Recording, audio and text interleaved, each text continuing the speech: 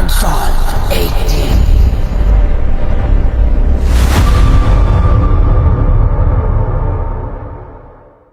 ঘোস্টলি call recording সিরিজের episode 3 এ তোমাদের স্বাগত। আনসলভড 18 চ্যানেলে ওয়েলকাম তোমাদের।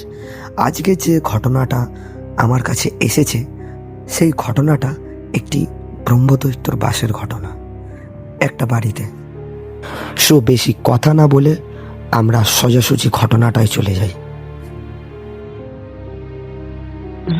বাবা মারা গেছে, তখন আমি, মা আর বোন থাকতাম। আর দাদা বৌদি তখন অন্য জায়গায় ছিল। মা তো পেনশন তুলতে এখানে আসতো, আমি আর বোন থাকতাম।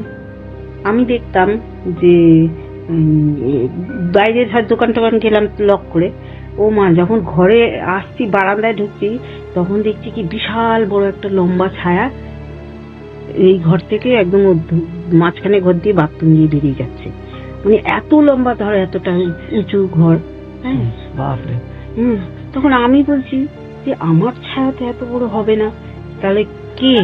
ঘর দেখছি দরজাও বন্ধ, এমন লোক নয় যে ঢুকে বেরিয়ে যাবে। তখন আমি না ভাবলাম, আমাদের ওইখানে একটা বেল গাছ, নারকোল গাছ দুটো একসাথে ছিল। ওই আশেপাশের লোকরা বলতো কি ওই গাছে নাকি ব্রহ্মদত্তি আছে। যখনই ফাঁকা ঘরে পেতো ওই বাড়িটার মধ্যে নাকি আমরা যাওয়ার আগে কোনো লোক থাকতে পারতো না। তা সেটা আমরা জানি না, আমরা কিনে নিয়েছি, আমাদের কেউ বলেনি, দালালরা বিক্রি করবে বলে কোনো ঘটনা বলেনি।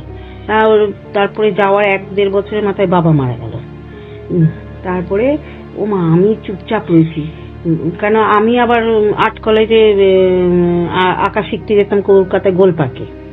তখন আমি ওখান থেকে, হুগলি থেকে আমি ওখান থেকে ট্রেনে দিদি বাড়ি যেতাম, বেহালা থেকে ওখানে যেতাম।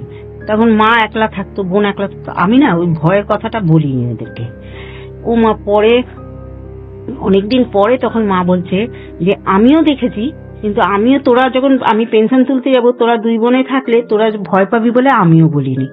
তাহলে সেই রহস্যটা এখনো পর্যন্ত আমরা খুঁজে পাইনি। কিন্তু সবাই বলছে যে ওখানে নাকি ব্রহ্মদত্তি ছিল, বেলগাছ নারকোল গাছ একসাথে ছিল বলে ওই ব্রহ্মদত্তিটাই নাকি ঘরের ভেতরে, ফাঁকা ঘর পেলেই কিন্তু ব্রহ্মদত্তি তো ছায়াটা শুধু দেখতে পেতাম। একটা মনে হতো বিশাল বড় লোক ঘরের ভেতর দিয়ে, এই ঘর থেকে ওই ঘর দিয়ে বেরিয়ে যাচ্ছে। এইটাই ঘটনা, মানে চোখে একদম এরম দেখা, বিশাল বড় একটা ছায়া বেরিয়ে যাচ্ছে।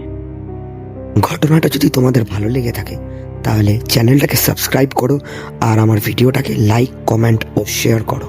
এবং তোমাদের জীবনে যদি কোনো হরর এক্সপিরিয়েন্স থাকে বা কোনো রকম ঘটনা, তন্ত্র বা ভৌতিক সেই রকম কিছু ঘটনা তোমরা আমার হোয়াটসঅ্যাপে পাঠাতে পারো।